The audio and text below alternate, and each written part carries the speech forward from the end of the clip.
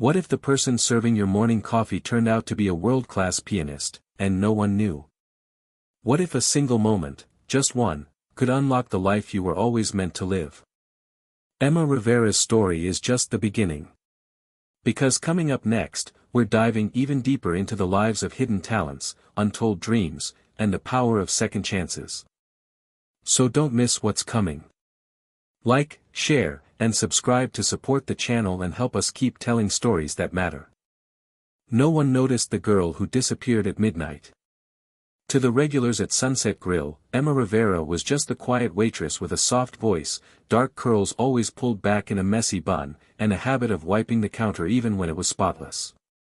She took orders with that half-smile people gave when they had learned to be polite, not expectant. She refilled coffees before being asked. She remembered names, allergies, grandkids, and always said thank you. But no one ever asked where she went when the lights in the diner dimmed. Most assumed she had a small life. The kind of life that sits quietly in the background while the world moves fast around it. And maybe, on paper, she did. A waitress living with her mother and two younger brothers in a rented second-floor walk-up in Savannah, Georgia. No college degree. No social media. No boyfriend. No outward ambition. But they didn't know. They didn't know that behind that tired smile and the cheap apron tied around her waist was a girl with a secret so sacred she guarded it like a wound. A secret that pulsed in her fingertips. That lived in her ears. That whispered in her dreams. Emma Rivera could play the piano like no one you've ever heard. Not, she took lessons once, play. Not, she knows a few chords, play. No. Emma could make keys weep. She could breathe life into melodies that made strangers forget their phones, forget their problems, forget even themselves. She could create silence in a crowded room, not from absence, but from awe. But no one at the diner had ever heard her play. And that was exactly how she wanted it. Every night, at 11:45 p.m. sharp, Emma walked 3 blocks down from Sunset Grill to the public library on Whitaker Street. The building closed at 7, but Emma didn't need it to be open. Ms. Goodwin, the head librarian and fellow secret romantic, had been unlocking the staff entrance for her for nearly 3 years. "I believe in ghosts," Ms. Goodwin once told her, handing over the heavy ring of keys. "But not the scary kind. I think some people are haunted by the music they haven't played yet." Emma hadn't known what to say. But she had nodded. Because some nights, the silence inside her did feel like a ghost, one that only left when she played. The library's music archive room was nothing special. It smelled like paper and time. A few metal shelves, dusty vinyls, faded biographies of composers. But in the far corner stood a battered upright Yamaha. One leg was splintered. The G above middle C stuck if pressed too hard. But it had real strings. Real hammers. Real history. And to Emma, it was more than a piano. It was a confession booth. A chapel. A home. She never turned on the lights. She didn't need them. Her fingers could find their way in the dark. Sometimes she played Bach. Sometimes Coltrane. Sometimes she played pieces she'd made up on the bus ride home or while standing over the grill waiting for the timer to ding. She never wrote them down. She didn't need to. Her music lived inside her. All she had to do was let it out. No one else knew. Not her coworkers. Not her mother. Not her brothers. Not even her best friend from high school. And certainly not the customers who barely looked her in the eye when they ordered their eggs over easy. That invisibility, it was both armor and prison. Because Emma hadn't always lived in the shadows. There was a time, a long time ago, it now seemed, when she was sure her life would be different. She was 6 when she first sat at a piano. Her father, Luis Rivera, had been a jazz saxophonist. Nothing famous. Just local gigs, dimly lit bars by the river, the kind of music that made people dance without remembering why. He taught her to listen before she played. "It's not about the notes," he used to say. "It's about what happens in between." She listened well. And soon, she was playing Chopin on a second-hand keyboard with broken speakers. A retired music teacher down the block offered lessons after hearing her at a neighborhood recital. "That child has hands made for heartbreak," she told Emma's mother. By 15, Emma was preparing for auditions to conservatories in New York, Chicago, Boston. But then her father got sick. ALS, fast-moving and cruel. Within months, he couldn't hold a spoon, let alone his saxophone. Hospital visits became the new routine. Bills piled up like mail. Her mother's part-time job barely covered food. Emma quit the youth orchestra, then the music academy. Her senior year of high school, while her classmates were obsessing over prom dresses and SAT scores, she was working closing shifts and feeding her brothers mac and cheese made with water because they'd run out of milk. She buried her music. She folded it neatly and quietly and shoved it into the back of her mind the way people bury old love letters, not because they don't care, but because caring hurts too much.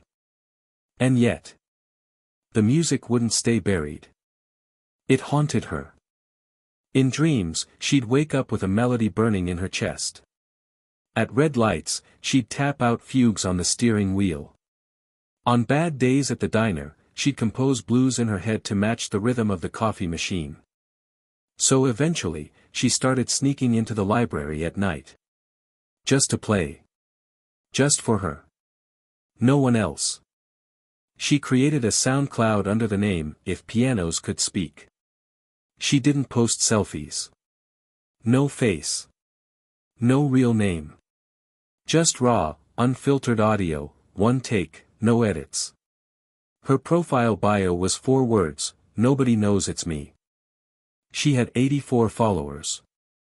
One of them lived in Norway and commented, "I listen when I can't sleep." Another wrote, "This track saved me last night." She read the messages. She never replied. And she never told a soul. Because if she told someone, it would make it real. And if it was real, then she'd have to face what she had lost. What she had given up. What she might never get back. She told herself she was content. She had her family. A roof. A job. A rhythm. But some nights, when the G key stuck or her wrist ached from carrying too many trays, Emma would pause, close her eyes, and wonder if the life she was living was the one she had chosen, or the one that had chosen her. Then, she'd play again. Because playing made it bearable. She thought no one would ever find out. She thought she could keep her worlds separate, Emma the waitress and Emma the pianist. She thought life would go on like this forever, silent dreams hidden behind coffee orders and calloused hands. She had no idea what was coming. She didn't know that within 1 week, she'd be standing in front of the richest people in Los Angeles. She didn't know that a borrowed black dress and 1 broken Steinway key would be the difference between anonymity and everything changing. She didn't know the sound of her own music would echo through marble halls and upend everything she thought she knew about herself. She didn't know that fate was listening. But fate was. And it was getting ready to call her name. The flyer was taped crookedly to the breakroom bulletin board, nestled between a schedule change and a coupon for 50-cent muffins. Emma almost didn't see it. The edges were curled, and the ink had started to bleed from a coffee spill that no one had bothered to wipe off. She might have overlooked it entirely if her shift hadn't run late and her hands weren't full with a tray of cracked mugs. Staff needed for exclusive catering opportunity, the Getty Center, Los Angeles. 3-day travel included. Double pay. That was all it said. No photos. No glamour. Just stark black text on a white page. But it stopped her in her tracks. She read it again, slower this time, her eyes snagging on the words, Getty Center. She'd heard of it, of course, an art museum nestled high above Los Angeles with sweeping views and opulent spaces. A place that seemed so far from her daily life it might as well have existed in another universe. Emma folded the flyer and slipped it into her apron pocket. She didn't tell anyone, not right away. Not even her mother. Not because she thought it would amount to much, but because hope had become a private emotion for her. Something tender she kept folded, like an origami bird in her chest, afraid that if she opened it too often, it would tear. A week later, she was boarding a plane for the first time in years, feeling both guilty and giddy, like a kid playing dress-up. The airport smelled like perfume and pretzels. The stewardess complimented her eyes. A child cried in the row behind her, but Emma didn't mind. It all felt surreal. She watched Georgia disappear below her window, shrinking to a patchwork quilt of green and gray. She had packed one carry-on, a notebook filled with sketches of piano compositions, and a pair of flats that were already fraying at the heel. When the shuttle from LAX pulled into the Getty Center, she couldn't speak.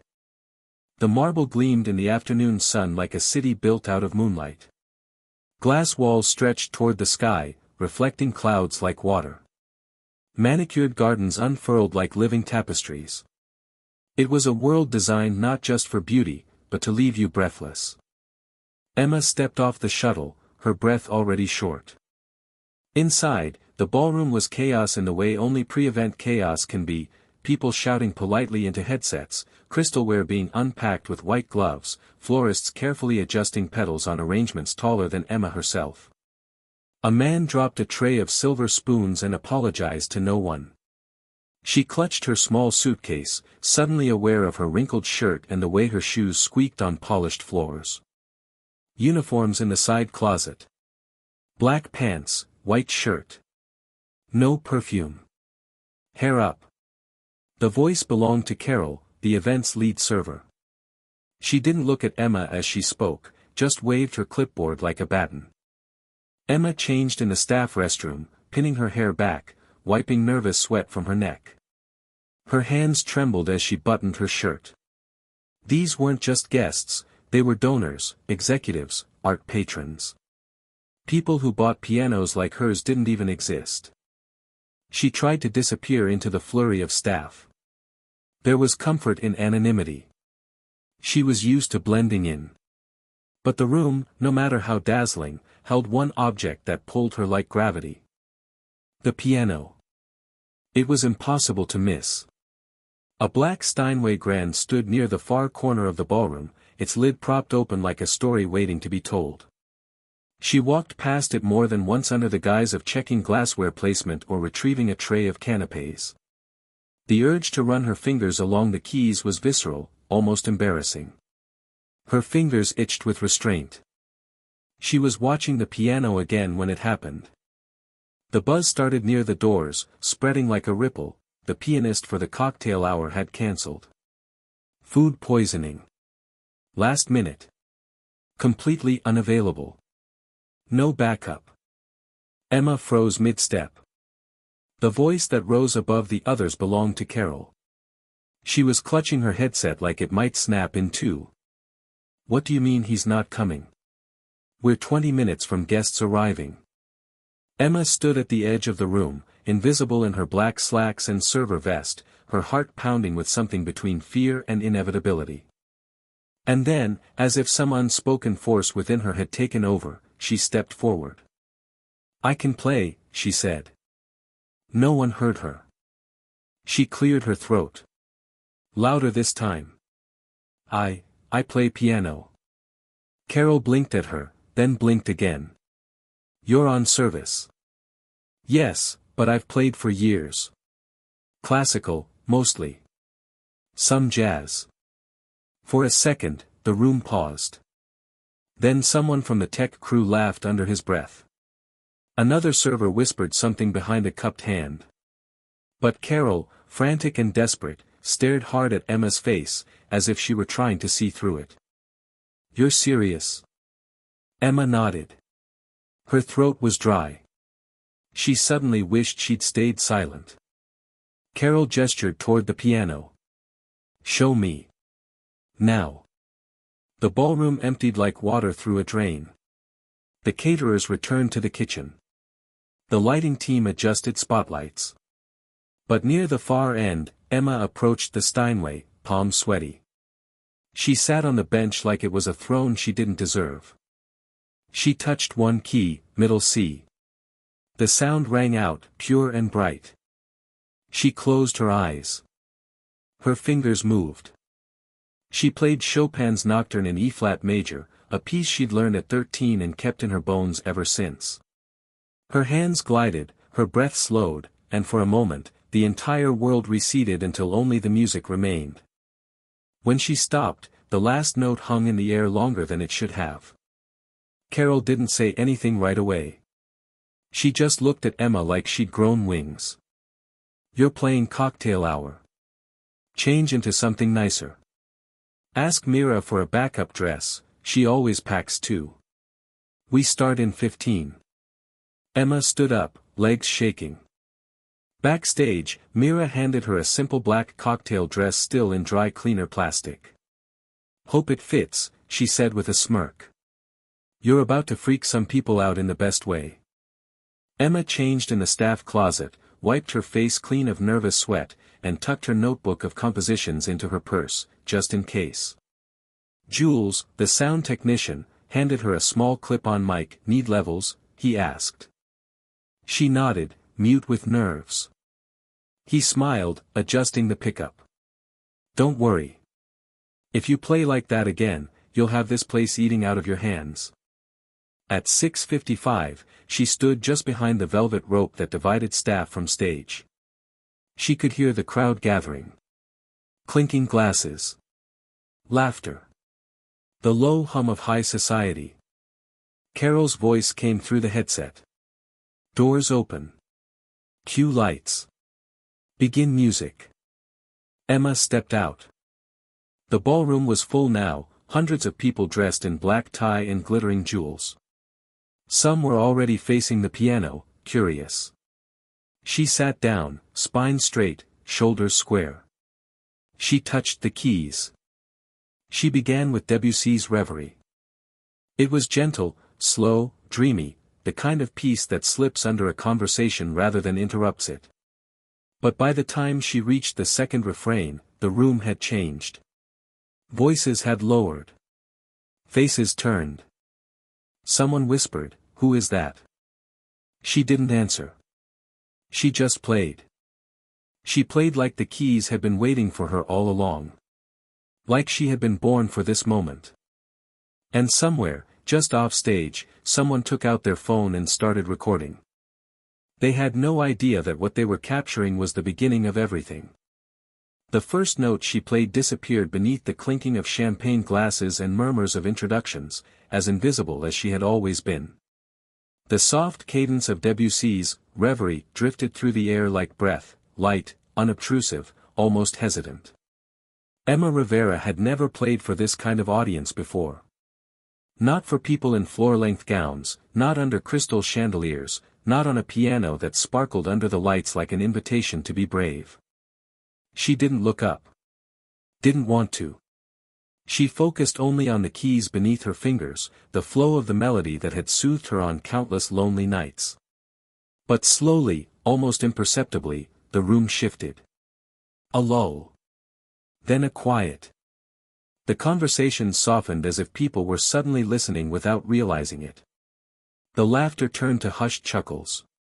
And when she transitioned into an original composition, something unnamed, written in the margins of her notebook during a rainy Tuesday at the diner, the silence became whole. She wasn't prepared for that kind of silence. It wasn't empty. It was reverent. She opened her eyes and glanced up, just for a moment. A couple near the bar was holding hands. A teenage girl stood near a column, tears welling in her eyes. An older man in a pinstripe suit had lowered his drink and was simply watching. Emma's breath caught. The music didn't stop, but something inside her shifted. She wasn't hiding anymore. This wasn't a room of strangers. Not in that moment. This was a room of witnesses. People who had unknowingly walked into a concert and were now being ushered into something unspoken, something only her hands could say. She played a song her father once hummed at the kitchen table. She hadn't known it had lived in her until it leapt from her fingers, rising like smoke and settling over the room like a memory. Then came a jazzed-up rendition of a modern ballad, something popular and familiar. It made a few guests smile in recognition, nodding along. She let the tempo climb, fingers dancing with a freedom she hadn't felt in years. By the time she returned to classical, the shift was undeniable. People gathered near the piano. At first it was a few curious listeners, half interested, politely intrigued. But soon it became a crowd. Not loud, not disruptive. Just present. Deeply, intimately present. A woman in a scarlet dress approached her mid-piece and whispered something to her companion. He turned and stared, disbelief etched across his features. "She's the server," Emma heard him say. "She was pouring wine an hour ago. She kept playing. Let them be surprised." She didn't want to be explained. She wanted to be felt. And they were feeling her. The music built.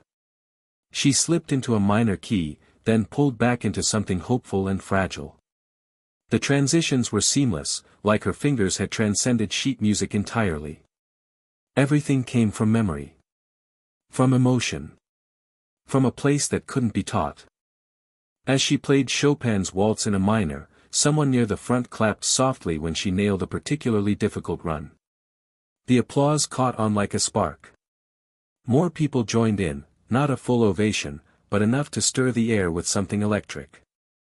And then came the moment she would never forget. Emma was between pieces, her fingers resting gently above the keys, when a tall, elegant woman stepped out from the crowd. Her hair was silver, swept into a graceful twist. Her eyes, sharp and observant, missed nothing. She didn't smile, didn't introduce herself immediately. She simply stood with her arms crossed, watching with an intensity that made Emma's heart skip. When their eyes met, it was like the room fell away. The woman finally spoke. "Where did you study?" Emma hesitated. She knew that question. She had been dreading it. "I didn't," she answered, softly. "Not formally." The woman tilted her head. "But you've trained. Your phrasing, it's intuitive. Uncommon." "I had teachers," Emma admitted. "Private lessons. But I couldn't go to school. Family stuff." The woman was silent for a long beat, then extended her hand. "I'm Margot Kingsley. I direct the National Arts Foundation." Emma nearly forgot how to breathe. "Play something of your own," Margot said. Emma obeyed without question. She chose a piece called "Quiet Fire," something she'd written during her father's final months, when hope felt both painful and necessary. It started with hesitation, then unfurled into something braver. More urgent. Her fingers trembled with the weight of memory, but the sound never faltered. When it ended, there was no clapping. Just a stunned hush. Margot stepped forward and rested her hand gently on the piano. "You don't belong in a uniform," she said. "You belong on stages." Emma looked down at her server's vest, the faint outline of a coffee stain still visible. Her throat closed, emotion swelling so quickly it nearly overwhelmed her. "I just needed to help my family," she whispered. "And you did," Margot said. "Now let us help you." More guests came forward after that. Some introduced themselves by name, some just smiled and murmured compliments. One man slipped her his business card. "You made me cry," he said simply. "And I haven't cried since my wife passed." Emma didn't know what to say to that. A woman pulled her aside and asked if she gave lessons. "My daughter quit piano last year. She says it's boring. But after hearing you, she wants to try again." "I'd love to," Emma answered, and for the first time, it felt true. The head server, Carol, approached her with an expression of disbelief. "What the hell, Emma," she said, half laughing. Why didn't you tell anyone you could do that? Emma shrugged, still breathless. I didn't think anyone would listen. Well, they're listening now. Margot returned as Emma was packing her sheet music. You're staying for dinner, she said, not as a question. I want you to meet some people. Emma blinked. I still have a shift. Not anymore, Carol interrupted. You're officially off duty. Go be extraordinary. Emma was seated at a table near the stage, between a philanthropist and a conductor from Chicago. She barely touched her food. Her hands still tingled with adrenaline. Her heart still beat in triple meter. By dessert, she was asked to perform again. This time, she wasn't background music. The lights dimmed.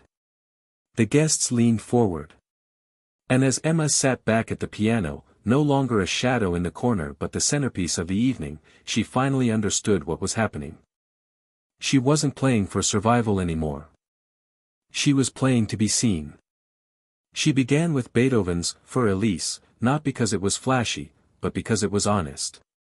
Then came a ballad of her own. Then something playful and fast, full of joy she hadn't known she could still feel. When she finished, the applause was thunderous. Somewhere in the crowd, Jules whistled. Mira clapped with both hands above her head. Carol looked like she might actually cry. And Margot Kingsley stood, raised her glass, and said to the room, Tonight, we were given a rare gift. Let's not let it disappear. Emma bowed. She was still wearing a borrowed dress. Still just a girl from Savannah who worked double shifts to help her family. But in that moment, she was something more. She was music. And for the first time, the world had finally heard her. Emma Rivera woke the next morning unsure if the previous night had actually happened or if she had dreamt the entire thing. Her hands were still sore, her legs ached from standing in heels, but there was something different, a weightlessness beneath her ribs that had nothing to do with sleep and everything to do with the way the crowd had looked at her. Like she mattered. Like she belonged. The luxury hotel bed, with its smooth, spotless sheets and heavy comforter, felt too soft for someone who hadn't stopped moving in years.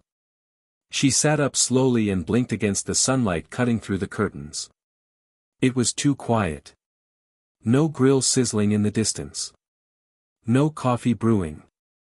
No plates clattering or voices calling out orders. Instead, her phone buzzed. She hesitated before picking it up, still half expecting everything to vanish into smoke. But the screen lit up with notifications, dozens of them. Unknown numbers. Missed calls. Mentions on social media. Texts from coworkers and strangers alike. She scrolled down and stopped at one from Jules. You're everywhere, it said. A link followed. She tapped it. A video opened on a now familiar scene, herself at the Steinway, shot from the side by someone in the audience. The quality was shaky, but the audio was clear. She was playing her own composition, something she'd never titled, something written in fragments over several years and stitched together through emotion more than form. The title under the video read, Waitress Stuns Gala with Emotional Piano Performance. By the time she finished watching it, the views had already jumped by another 1,000. The comments section flooded in real time. I don't even like classical music, but this gave me chills. She made me cry in my office. Who is she? Where has she been? Emma stared at the screen, stunned. She didn't know how to react to being seen so completely by so many people who had never heard her name until last night. It was thrilling. Terrifying. Beautiful. Exposing. She didn't know it yet, but the video would cross over 1 million views before dinner. Her phone rang again. This time, a voice introduced herself as Denise Fuller from the Young Artist Residency at the LA Conservatory. I was at the gala, Denise said with a kind of warmth that made Emma lean into the phone. I haven't stopped thinking about your performance. We'd love to invite you to the conservatory this week. You have something special. Emma blinked, unsure how to respond. I don't have a degree. Even better, Denise laughed. No pretense, just truth. I've already spoken with Margot Kingsley. She's one of our primary patrons. We'd like to talk to you about full sponsorship. Training. Performance opportunities. Emma promised she would come. After she hung up, she sat still for a long time, listening to the low hum of air conditioning and her own heartbeat. That afternoon, she walked the gardens of the Getty alone, moving slowly through sculptures and quiet pathways, still processing the way the world had tilted on its axis. She hadn't changed overnight, but everything else had. Margot texted later that evening. She asked if they could meet in the garden cafe the following morning. Emma arrived early, wearing the only nice blouse she owned. Her hair was pinned up, though a few strands rebelled in the breeze. Margot arrived in cream slacks and sunglasses, holding a leather folder under one arm. She got straight to the point. You have a gift, Emma. You know that already. But what you may not know is that people like you, people with that kind of emotional intelligence and intuition, are rare. We spend years training technically brilliant students who never learn to play with heart. But you lead with it. Emma's throat tightened. I'd like to personally sponsor your residency here in Los Angeles, Margot continued. Tuition, housing, mentorship. And in return, I'd like you to teach twice a week at our foundation's after-school program. The kids need someone who speaks their language. I've never taught before, Emma said softly. That's what makes you perfect. You're not jaded by the system. You still believe in the why. Margot handed her a folder. Inside was a contract, a program outline, and a check for the first month's rent on a studio apartment near Echo Park. Emma tried to find the words, but all that came was a whisper, "Thank you." Margot smiled. "Don't thank me. Just do something with it."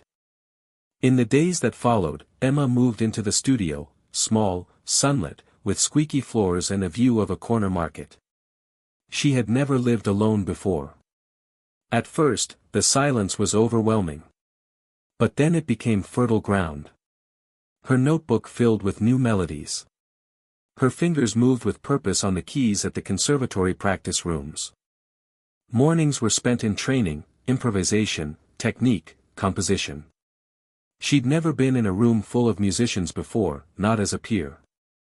It was intimidating at first. Some of the other students had studied at Juilliard. Others had performed with regional symphonies. But none of them had played in the quiet of a public library with a piano held together by faith and duct tape. She didn't try to compete. She just played. And slowly, people noticed. She was offered a solo spot in a conservatory recital.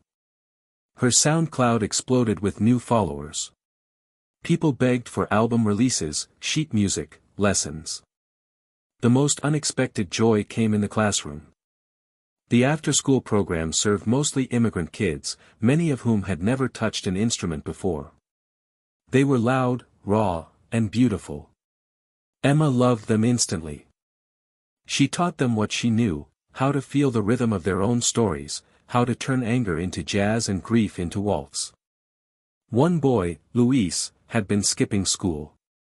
He was 12 and sullen, already dismissed by most adults in his life. But Emma saw something. She handed him a keyboard and said, "Play like no one's watching." He did. It wasn't pretty, but it was powerful. By the third week, he was composing beats on GarageBand and showing up early to class. That was the magic she hadn't expected. It wasn't just about being heard, it was about helping others hear themselves. More calls came in. A podcast wanted to interview her. A local journalist wrote a piece titled, "From Coffee Cups to Carnegie Dreams."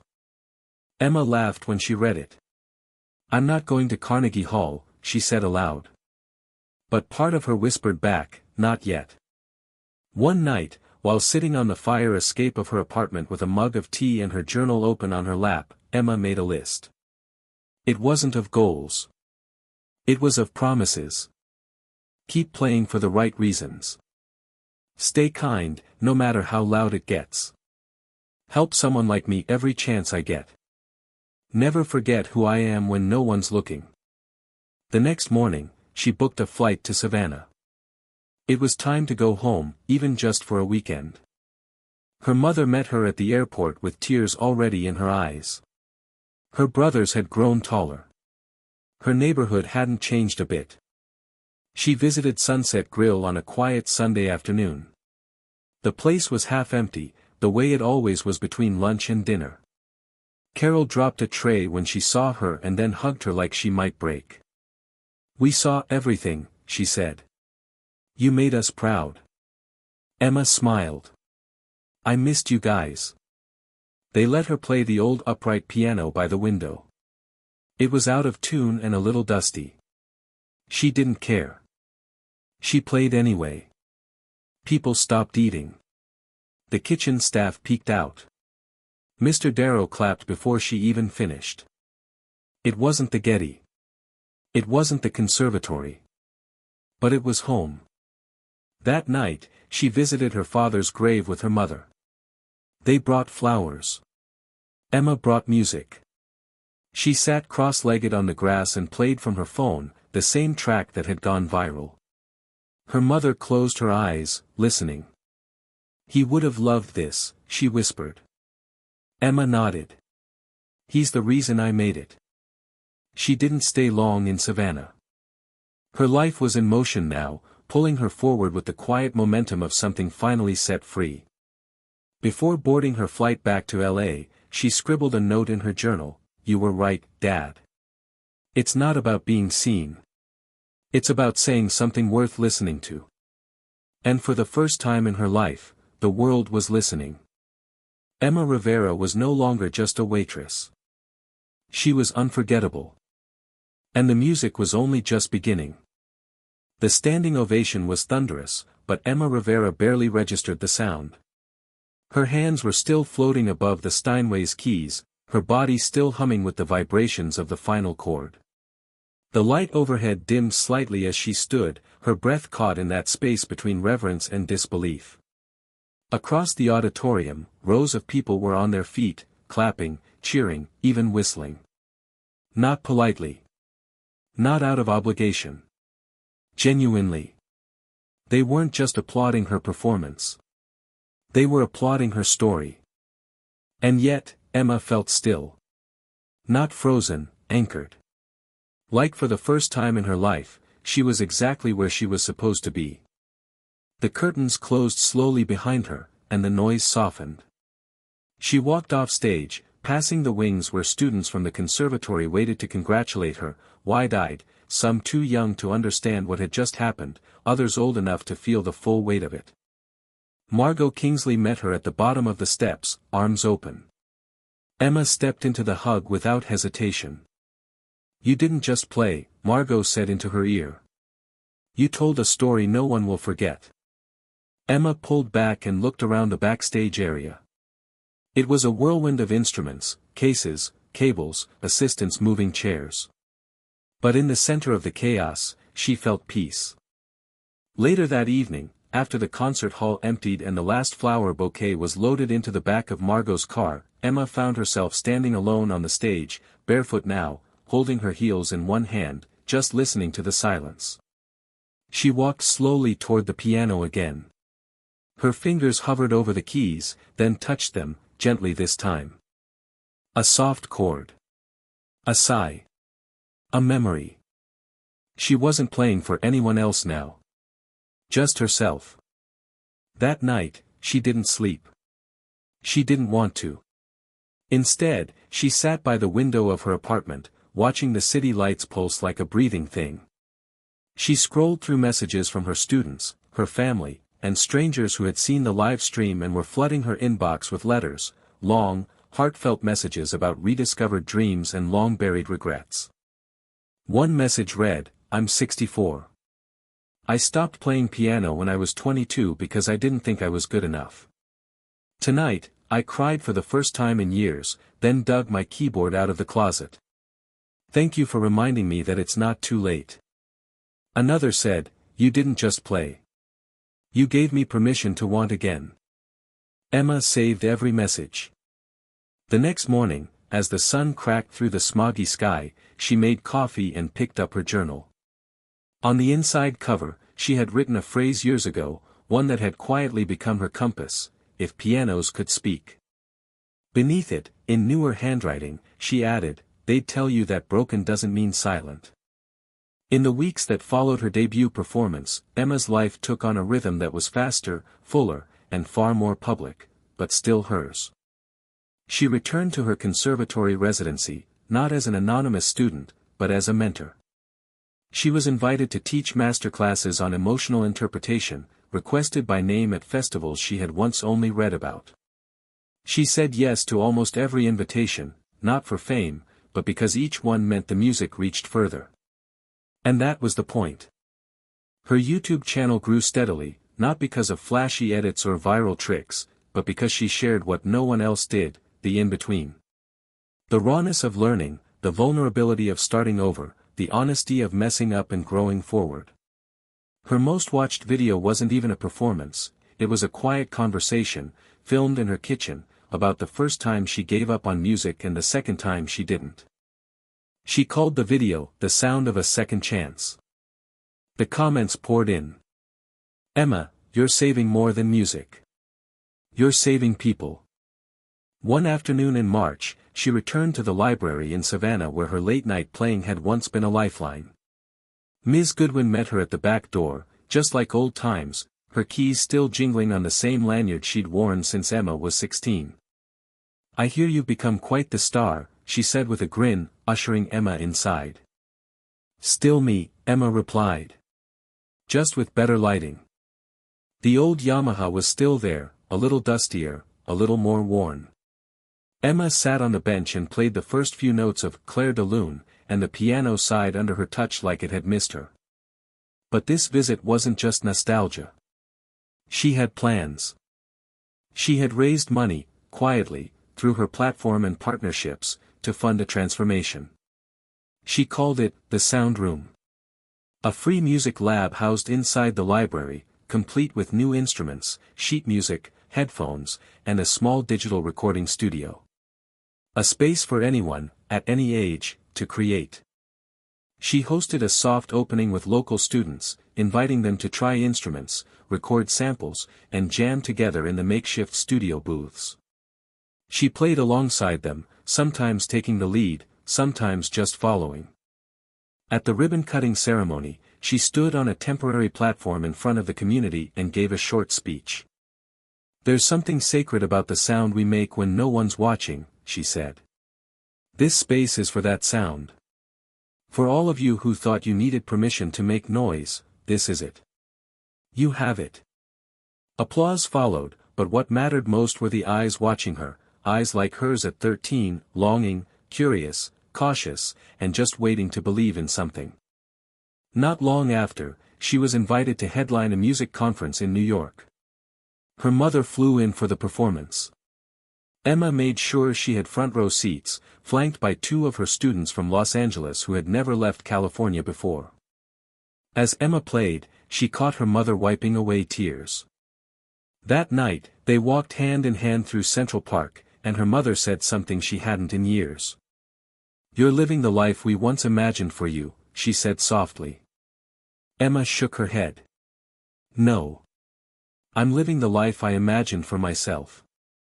It was a small distinction, but everything had changed because of it. Her days filled quickly, concerts, lessons, travel, writing. But she made time for the quiet things. Late night composing on her old keyboard. Tea with Jules, who now worked as her part-time audio engineer and full-time cheerleader. Dinners with Mira, who still worked in hospitality but moonlighted as Emma's road manager when she could get time off. Emma kept every thank you note, every drawing from her students, every newspaper clipping.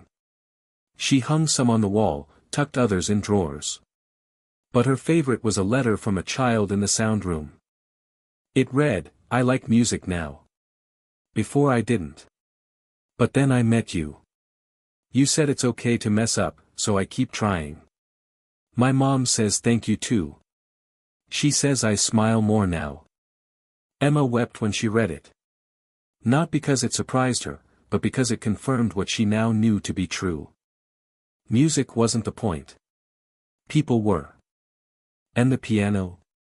The piano had just been the bridge. A year after the gala, Emma returned to the Getty Center, not to serve hors d'oeuvres, not to fill in last minute, but as the evening's featured artist. Her name was printed on the invitations. The program read, Emma Rivera, A Journey Through Sound. She opened the night with a new composition. No name. No explanation. Just music. The crowd listened. And when she finished, they rose to their feet. Emma stood there again, hands shaking, heart full, gaze lifted, not as the girl who had once been forgotten, but as the woman who had learned to remember herself. And this time, when the applause came, she didn't flinch. She bowed low, smiling. Because she had found the sound of a second chance. And it was beautiful. Emma Rivera's story is not just about music. It's not even just about talent, or sudden success, or the kind of serendipitous moments that make for great headlines. No, Emma's journey is something much more universal. It's a quiet revolution of the soul. A reminder that the dreams we bury don't disappear. They wait. Sometimes for years. Sometimes for decades. But they wait, faithfully, patiently, until we're brave enough to give them a second chance. Let's revisit that journey, not just as a series of events, but as a transformation of identity, of self-worth, of becoming. Emma began her adult life the way many do, working long hours in a job that paid the bills but starved the spirit. At 27, she was a waitress in Savannah, Georgia, known only for her politeness and efficiency. She didn't complain. She didn't dream out loud. She simply did what needed to be done, supporting her family, managing responsibilities, staying invisible. But what no one saw was the secret life she lived after dark. After her shifts ended, after the diner closed, Emma walked to the local library where an old upright piano sat in a forgotten room. There, she played in the dark, not for fame, not for money, not even for recognition. She played because she had to. Because it was the only place where her soul didn't shrink. She uploaded those private sessions to a faceless SoundCloud account called, If Pianos Could Speak. She didn't post her name. She didn't promote it. And yet, strangers began listening. A nurse in Norway. A college student in Brazil. A widower in Ohio. The music Emma tried to hide found its way into the world anyway. But everything changed when fate, clever, chaotic fate, intervened. Through a catering gig at the Getty Center in Los Angeles, Emma found herself face to face with a moment that would redefine her future. The pianist for a prestigious gala had fallen ill. And in a room full of tuxedos and gowns, she, the girl carrying trays of champagne, stepped forward and offered to play. What happened next wasn't just a performance. It was an unveiling. Emma poured years of unspoken emotion into the piano that night. She played Chopin like she was breathing fire and her own compositions like they were the missing pieces of other people's hearts. The guests didn't just hear her. They felt her. A video of her performance went viral. But what mattered more than the views or likes was that it brought the right people into her life, people like Margot Kingsley, a visionary patron who saw beyond Emma's waitress uniform and recognized the rare gift of emotional authenticity in her music. Margot offered Emma a second chance, full residency at the conservatory, living stipend, and a teaching position for underserved youth. And Emma, who had once walked away from every opportunity because of grief and obligation, said yes. She said yes to herself. From there, the story blossomed. Emma grew into her talent, not with arrogance but with gratitude. She became a mentor, a teacher, a performer. She created the Sound Room in her hometown, a community space where anyone could access instruments and explore creativity without judgment or cost. She launched a YouTube channel that became a haven for late bloomers, for dreamers, for people who thought their moment had passed. She stood on stages she once only imagined and played for audiences who came not because she was famous, but because she was real. And through it all, she stayed grounded. She visited her father's grave with new songs. She returned to the diner that once defined her to serve a piece called, "Home is a Sound." She kept the promise she wrote in her journal, never stop playing for the right reasons. That promise became her compass. Emma Rivera's story matters not because she became successful, but because she chose not to stay invisible. Because she said yes to herself in a world that had taught her to say no. Because she turned a quiet talent into a shared gift. Her journey teaches us several deep lessons, lessons that are more relevant today than ever. First, it's never too late to start again. Emma didn't go viral at 16. She didn't land a record deal out of high school. She didn't go to Juilliard. She lived a full chapter of life before anyone noticed her. And that's exactly why her story resonates. Because so many of us think we missed our moment. That dreams have expiration dates. But dreams don't die. They just go quiet until we're ready to hear them again. Second, your circumstances don't define your worth. Emma was a waitress. Not a concert pianist. Not a social media star. But she carried greatness within her anyway. Too often, we equate visibility with value. But Emma's story reminds us that value comes from authenticity, from soul, from truth. Not from where you work or what title you hold. Third, you never know who's listening. Emma thought no one would care about the music she uploaded anonymously.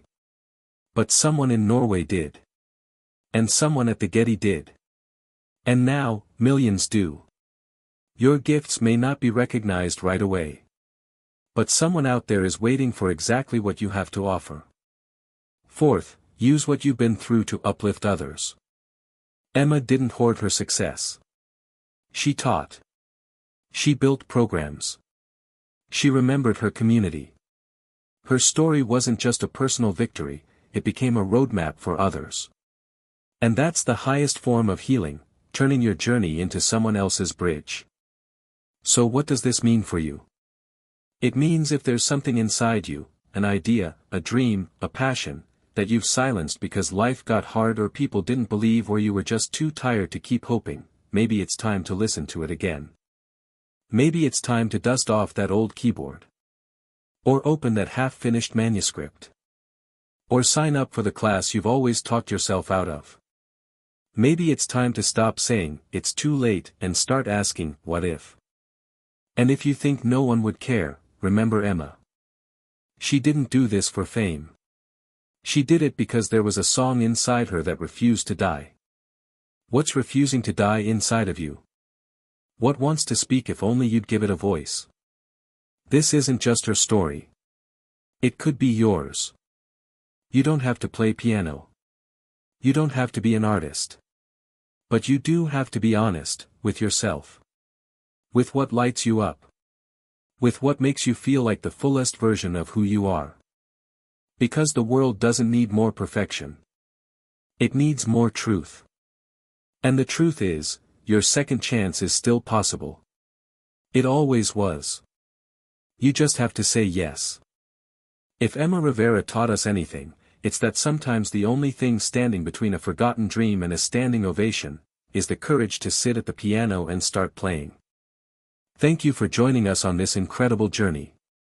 If this story moved you, if it reminded you of something you've put on hold, or stirred a dream you thought you lost, please consider subscribing to this channel. Your support gives us the strength to keep bringing stories like Emma's to life. There are so many more voices out there waiting to be heard. Maybe one of them is yours. So don't miss what's coming next. We'll be here, listening.